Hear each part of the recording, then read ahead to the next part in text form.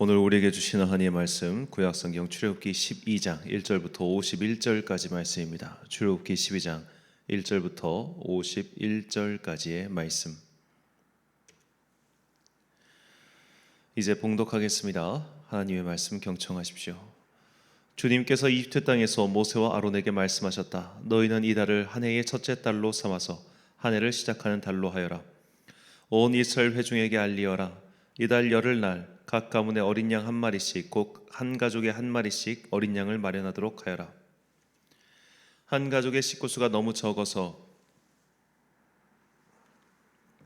양 한 마리를 다 먹을 수 없으면 한 사람이 먹을 분량을 계산하여 가까운 이웃에서 그만큼 사람을 더 불러다가 함께 먹도록 하여라. 너희가 마련할 짐승은 흠이 없는 1년 된 수컷으로 하되 양이나 염소 가운데서 골라라. 너희는 그것을 이달 열 나흘 날까지 두었다가 해질 무렵에 모든 이스라엘 회중이 모여서 잡도록 하여라. 그리고 그 피는 바다다가 잡은 양을 먹을 집의 좌우 문설주와 상인방에 발라야 한다. 그날 밤에 그 고기를 먹어야 하는데 고기는 불에 구워서 누룩을 넣지 않은 빵과 쓴 나물을 곁들여 함께 먹어야 한다. 너희는 고기를 결코 날로 먹거나 물에 삶아서 먹어서는 안 된다. 머리와 다리와 내장 할 것 없이 모두 불에 구워서 먹어야 한다. 그리고 너희는 그 어느 것도 다음 날 아침까지 남겨두어서는 안 된다. 아침까지 남은 것이 있으면 불에 태워버려야 한다. 너희가 그것을 먹을 때에는 이렇게 하여라. 허리에 띠를 띠고 발에 신을 신고 손에 지팡이를 들고 서둘러서 먹어라. 유월절은 주 앞에서 이렇게 지켜야 한다. 그날 밤에 내가 이집트 땅을 지나가면서 사람이든지 짐승이든지 이집트 땅에 있는 처음 난 것을 모두 치겠다. 그리고 이집트의 모든 신을 벌하겠다. 나는 주다. 문틀에 피를 발랐으면 그것은 너희가 살고 있는 집의 표적이니 내가 이집트 땅을 칠 때에 문설주에 피를 바른 집은 그 피를 보고 내가 너희를 치지 않고 넘어갈 터이니 너희는 재앙을 피하여 살아남을 것이다. 이날은 너희가 기념해야 할 날이니 너희는 이 날을 주 앞에서 지키는 절기로 삼아서 영원한 규례로 대대로 지켜야 한다. 너희는 이래 동안 누룩을 넣지 않고 만든 빵을 먹어야 한다. 그 첫날에 너희는 집에서 누룩을 말끔히 치워라. 첫날부터 이튿날까지 누룩을 넣을 빵을 먹은 사람은 누구든지 이스라엘에서 끊어진다. 너희는 첫날에 거룩한 모임을 열고 이튿날에도 거룩한 모임을 열어라. 이 두 날에는 너희 각자가 먹을 것을 장만하는 일이 아니면 어떤 일도 해서는 안 됩니다. 너희는 무교절을 지켜야 한다. 바로 이 날에 내가 이집트 땅에서 너희 온 이스라엘 지파를 이끌어냈기 때문이다. 너희는 이날 영원한 규례로 삼아서 대대로 지켜야 한다. 너희는 첫째 달 열 나흔날 저녁부터 그 달 20하루 저녁까지 누룩을 넣지 않은 빵을 먹어야 한다. 이래 동안에는 너희 집안에 누룩이 있어서는 안 된다. 누룩 든 빵을 먹는 사람은 누구든지 외국인이든지 본국인이든지 이스라엘 회중에서 끊어진다. 누룩을 넣은 것은 아무것도 먹지 않아야 한다. 너희가 어디에서 살든지 이 기간 동안에는 누룩을 넣지 않은 빵을 먹어야 한다. 모세가 이스라엘의 장로들을 모두 불러서 이렇게 말하였다.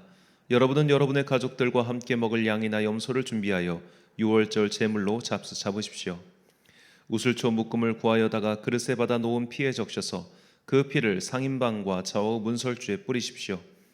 여러분은 아침까지 아무도 자기 집 문 밖으로 나가서는 안 됩니다.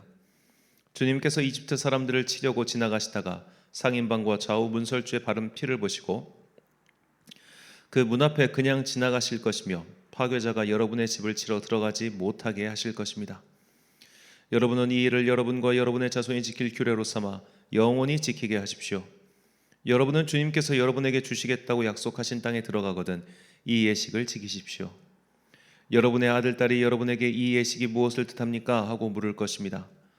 그러면 여러분은 그들에게 이것은 주님께 드리는 유월절 제사다. 주님께서 이집트 사람을 치실 때에 이집트에 있던 이스라엘 자손의 집만은 그냥 지나가셔서 우리의 집들을 구하여 주셨다 하고 이르십시오. 백성은 이 말을 듣고서 엎드려 주님께 경배를 드렸다. 이스라엘 자손은 돌아가서 주님께서 모세와 아론에게 명하신 대로 하였다. 한밤중에 주님께서 이집트 땅에 있는 처음 난 것들을 모두 치셨다. 임금 자리에 앉은 바로의 마다들을 비롯하여 감옥에 있는 포로의 마다들과 짐승의 맏배까지 모두 치시니 바로와 그의 신하와 백성이 그날 한밤중에 모두 깨어 일어났다. 이집트에 큰 통곡 소리가 났는데 초상을 당하지 않은 집이 한 집도 없었다. 바로는 밤중에 모세와 아론을 불러들여서 말하였다. 너희와 너희 이스라엘 자손은 어서 일어나서 내 백성에게서 떠나가거라. 그리고 너희의 요구대로 너희는 가서 너희의 주를 섬겨라. 너희는 너희가 요구한 대로 너희의 양과 소도 몰고 가거라. 그리고 내가 복을 받게 빌어라. 이집트 사람은 우리 모두 다 죽게 되었다면서 이스라엘 백성에게 어서 이 땅에서 떠나라고 재촉하였다. 그래서 이스라엘 백성은 아직 빵 반죽이 부풀지도 않았는데 그 반죽을 그릇에 옷에 싸서 어깨에 둘러매고 나섰다. 이스라엘 자손은 모세의 말대로 이집트 사람에게 은부치와 금부치와 의복을 요구하였고 주님께서는 이스라엘 백성이 이집트 사람에게 환심을 사도록 하셨으므로 이집트 사람들은 이스라엘 자손의 요구대로 다 내어주었다. 이렇게 하여서 그들은 이집트 사람들에게 물건을 빼앗아 가지고 떠나갔다. 마침내 이스라엘 자손이 라암셋을 떠나서 숫곳으로 갔는데 딸린 아이들 외에 장정만 해도 60만 가량이 되었다. 그 밖에도 다른 여러 민족들이 많이 그들을 따라 나섰고 양과 소 등 수많은 집진 승대가 그들을 따랐다. 그들은 이집트에서 가지고 나온 부풀지 않은 빵 반죽으로 누룩을 넣지 않은 빵을 구워야 하였다. 그들은 이집트에서 급히 쫓겨나왔으므로 먹거리를 장만할 겨를이 없었다. 이스라엘 자손이 이집트에서 산 기간은 430년이었다. 마침내 430년이 끝나는 바로 그날 주님의 모든 군대가 이집트 땅에서 나왔다. 그날 밤에 주님께서 그들을 이집트 땅에서 이끌어내시려고 밤을 새우면서 지켜주셨으므로 그 밤은 주님의 밤이 되었고 이스라엘 자손이 대대로 밤새워 지켜야 하는 밤이 되었다. 주님께서 모세와 아론에게 말씀하셨다. 유월절 규례는 이러하다. 이방 사람은 아무도 유월절 제물을 먹지 못한다. 그러나 돈으로 사들인 종으로서 할례를 받은 사람은 누구나 그것을 먹을 수 있다. 임시로 거주하는 타국인이나 고용된 타국인 품꾼은 그것을 먹을 수 없다. 어느 집이든지 고기는 한 집에서 먹어야 하며 그 고기를 조금이라도 집 바깥으로 가지고 나가서는 안 된다. 뼈는 하나라도 꺾어서는 안 된다. 이스라엘 모든 회중이 다 함께 이 유월절을 지켜야 한다. 너희에게 몸부쳐 사는 외국인이 주님의 유월절을 지키려고 하면 너희는 그 모든 남자에게 할례를 받게 하여야 한다. 그런 다음에 그는 본국인과 같이 되어서 유월절에 참여할 수 있다. 할례를 받지 않은 사람은 아무도 제물을 먹어서는 안 된다. 본국인에게나 너희에게 몸부쳐 사는 타국인에게 이 법은 동일하다. 이스라엘의 모든 자손은 주님께서 모세와 아론에게 명하신 대로 하였다. 바로 이날에 주님께서 이스라엘 자손을 각 군대 단위로 이집트 땅에서 이끌어내셨다. 아멘. 구원의 메모리얼 데이란 제목으로 하나님의 말씀 선포하겠습니다. 개신교 역사에서 중요한 기념일이 있습니다. 바로 종교개혁 기념일이죠. 1517년 10월 31일 마르틴 루터가 비텐베르크 교회 정문에 교황제도 자체의 반기를 든 95개조 반박문을 내건 날입니다. 이때부터 종교개혁의 위대한 여정이 시작되었기에 거의 모든 개신교의 교단들은 10월 마지막 주일을 종교개혁 기념주일로 정하여 지키고 있습니다. 이외에 감리교, 성결교에게는 또 다른 기념일이 있습니다. 바로 이 교단의 개파 시조인 존 웨슬리의 회심기념주일입니다. 원래는 영국 성공의 사제였던 존 웨슬리는 1738년 5월 24일 저녁 8시 45분경 런던의 올더스게이트 거리에 있는 모라비안 공동체의 기도 모임에 참석했다가 그곳에서 성령을 체험합니다. 그 경험은 웨슬리에게 너무나 강렬했기에 그는 이미 기독교인이었음에도 불구하고 자신의 회심한 날을 그날이 자신이 회심한 날이다라고 고백할 정도였습니다. 그래서 웨슬리를 따르는 자들은 이날을 회심 기념일로 삼고 지금까지도 지키고 있습니다. 웨슬리의 회심이 역사상 특별한 이유는 자신의 회심을 명확한 날짜로 표기해서 남겨둔 최초의 사례라고 할 수 있기 때문입니다. 유명한 아우구스티누스 또한 그가 하나님의 은혜를 체험한 경험을 남겨두긴 했지만 그 시간이나 날짜 등을 언급하진 않았죠. 그때만 해도 일기라는 개념이 없었기 때문이기도 합니다. 인류사에서 일기를 쓴다는 것은 굉장히 혁명적인 사건이었습니다. 그러니까 우리가 이순신 장군의 난중일기를 보면 그게 어떤 개인의 경험이나 감상을 표현한 글이라기보다는 해군 장수로서 어떻게 보면 그날 일어날 군략이라든지 그런 전반적인 사항들을 하는 기록물이라고 보는 게 더 낫겠지요. 그래서 어느 학자들은 사람들이 일기를 쓰기 시작한 때부터를 근대로 구분하기도 합니다. 중세와 근대의 가장 큰 차이는 이런 개인의 등장이라는 것이죠. 이런 개인의 등장이 개신교 신앙에서 중요한 이유는 개신교의 신학은 집단의 구원을 믿지 않고 개인의 구원을 강조하기 때문입니다. 집단의 구원이란 내가 교회 공동체에 속해 있다는 것만으로도 구원이 확정되었다는 신학입니다. 개인의 구원은 이와 정반대죠. 아무리 내가 건강한 공동체, 진리의 교회에 속해 있다고 하더라도 내가 구원의 확신이 없다면 나의 구원 여부를 점검해야 한다는 교리입니다. 그런 면에서 집단의 구원보다는 개인의 구원이 훨씬 어려운 길이라 할 수 있습니다. 왜냐하면 모든 인간은 탐진치, 불교에서 말하는 이런 어리석음에서 벗어날 수 없으며 끊임없이 자신을 의심하는 존재이기 때문이죠. 그러나 구원의 확신이란 그런 의심조차 확실히 무너뜨리는 분명한 체험입니다. 웨슬리는 그런 체험을 했고 또 그 날짜를 자신의 일기에 적어놨습니다. 그래서 그의 신학적 입장을 따르는 이들은 그의 회심 날짜를 기념일로 삼고 자신들 또한 개인 구원의 길을 걷고자 한 것이죠. 이런 기념일을 영어로 메모리얼 데이라고 부릅니다. 한자와 딱히 뜻이 다르지 않습니다. 기억하기 위한 날이죠. 성도에게 메모리얼 데이는 내가 구원의 확신을 선물로 받은 날일 겁니다. 또 교회 공동체에게 메모리얼 데이는 교회의 달력인 교회력을 통해 제정하여 모든 교회가 함께 지키는 날이겠죠. 성탄절, 부활절, 그리고 아까 말씀드린 종교개혁 기념주일 같은 날 말입니다. 우리는 그런 메모리얼 데이를 통해 개인과 공동체의 신앙을 다시 한번 정립하는 것이죠. 오늘 본문은 유월절 예식에 대한 첫 번째 말씀입니다. 유월절 예식은 모세 오경 안에서 거듭 반복되는데 그 이유는 이 예식이야말로 이스라엘 민족의 정체성을 새롭게 만든 날이기 때문이죠. 본문 2절과 14절 말씀입니다. 이 달을 너희에게 달의 시작 곧 해의 첫 달이 되게 하고 너희는 이 날을 기념하여 여호와의 절기를 삼아 영원한 규례로 대대로 지킬지니라. 아멘. 유월절은 이스라엘의 달력으로 새해 첫날, 즉 설날 명절입니다. 현대인들도 새해 첫날이 되면 한 해의 각오를 새롭게 다지며 새로운 마음으로 첫 출발을 하지 않습니까?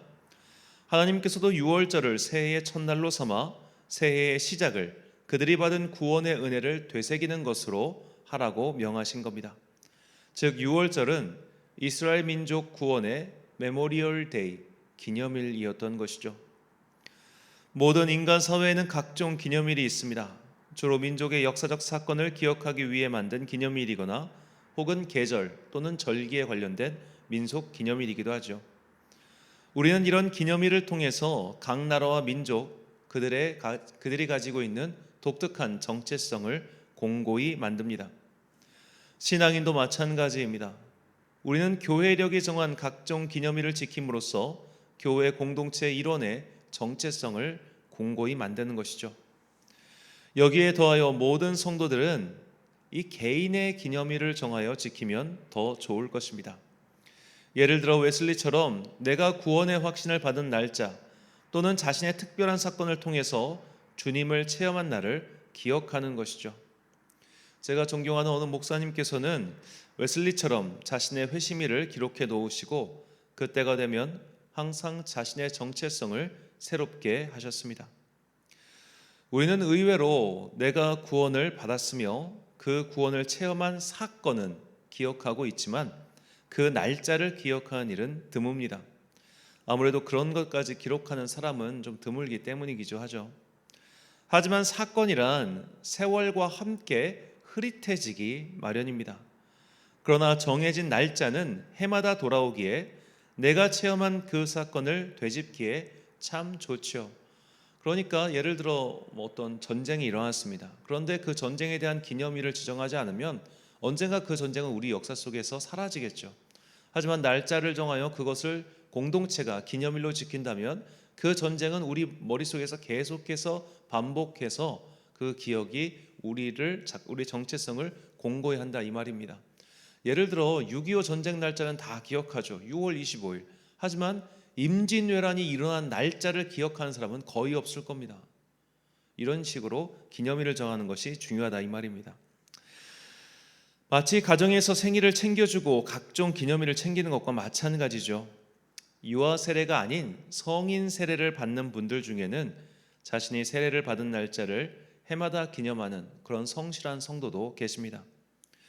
내가 사건으로서 회심을 기억하고 기념하는 것도 물론 훌륭한 일이지만 기왕이면 날짜를 정하여 그날이 되면 그 구원의 사건을 해마다 기념하는 것이 더 효과 좋은 신앙훈련의 방법이라 생각합니다.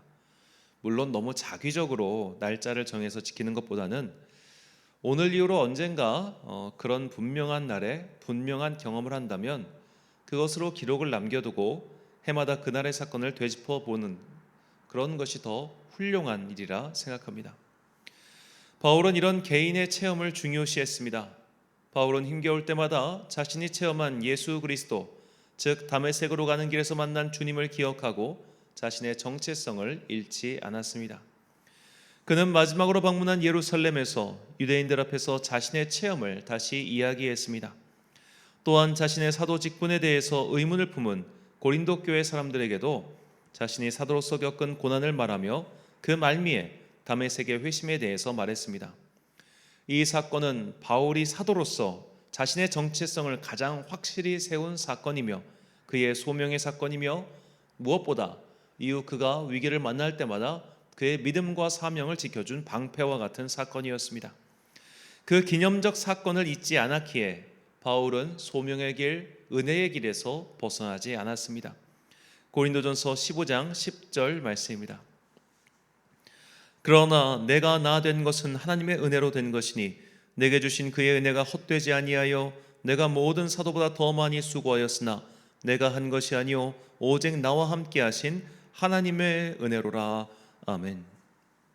사랑하는 천안광성교회 성도 여러분, 그리고 이 새벽을 함께 깨우고 계신 귀한 주님의 자녀 여러분, 우리는 언제 주님을 만났습니까?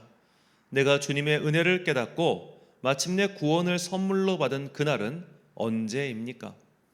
비록 정확한 날짜는 기억할 수 없더라도 적어도 그 사건은 잊지 마시고 그것을 나만의 기념일로 만들 방법을 생각해 보십시오. 만약 너무 시간이 흘러서 이제는 사건도 시간도 기억이 나질 않는다면 앞으로는 새로운 은혜를 간구해 보십시오. 우리는 한 번 은혜를 체험하고 그 한 번의 강렬한 경험으로도 살아갈 수 있지만 과거의 것보다 더 큰 은혜로 말미암아 굳건한 믿음의 사람이 될 수 있습니다. 성연의 말처럼 일일신, 우일신 하는 그리스도인이 될 수 있다는 말이죠. 교회의 기념일도 물론 중요하고 훌륭하지만 나만의 구원의 기념일을 만들어 보시면 어떠십니까? 너무 자기적이어선 곤란하지만 적어도 달력에 표기할 만한 나만의 구원 사건이 있을 때 우리는 그날을 나의 영성을 다시 단련하는 날로 삼을 수 있을 겁니다. 우리에게 자유를 주신 주님의 은혜를 힘입어 나만의 구원 기념일을 세워보시고 그 기념일을 통해 해마다 그리고 때마다 믿음이 더욱 견실해지는 주의 자녀들이 되시길 간절히 축원합니다. 기도하겠습니다.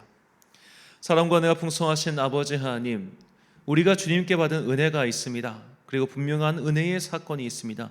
우리가 그 사건을 잊지 않도록 자신만의 방법으로 여러 가지 것들을 도안하여 그것을 실행하여 그 받은 은혜를 잊지 않는 주의 단단한 사람들 되게 하여 주시옵소서. 날씨가 이제 무척 추워지고 있습니다. 주님께서 우리 어르신 성도님들을 기억하사 정말로 이 새벽에 찬 공기와 저녁에 찬바람이 그들의 몸을 상하지 아니하도록 주님께서 따뜻한 성령의 외투를 입혀 주옵소서. 다가오는 겨울 더욱더 가난한 사람들에게는 어려운 시절이오니 주님께서 우리의 경제적 여건을 아시오니 은혜를 베풀어 주사 그 각자의 어려운 사정에서 속히 벗어날 수 있도록 주님께서 그들을 도와주옵소서. 오늘 하루도 참 좋으신 우리 주님의 은총과 평강이 각자의 삶의 자리에서 열심히 투쟁하는 당신의 자녀들에게 은혜 베풀어 주실 줄 믿사오며 이 모든 말씀 우리를 사랑하시는 예수 그리스도의 이름으로 기도드립니다. 아멘. 오늘의 기도 제목입니다. 나는 언제 주님의 은혜를 체험했습니까? 내가 체험한 구원의 사건을 되새겨 보시고 나만의 신앙 기념일이 언제인지 기도하며 답을 구해 보십시오. 오늘 우리에게 주신 기도의 제목 가지고 기도와 묵상에 힘쓴 하루 되시길 바랍니다. 기도하겠습니다.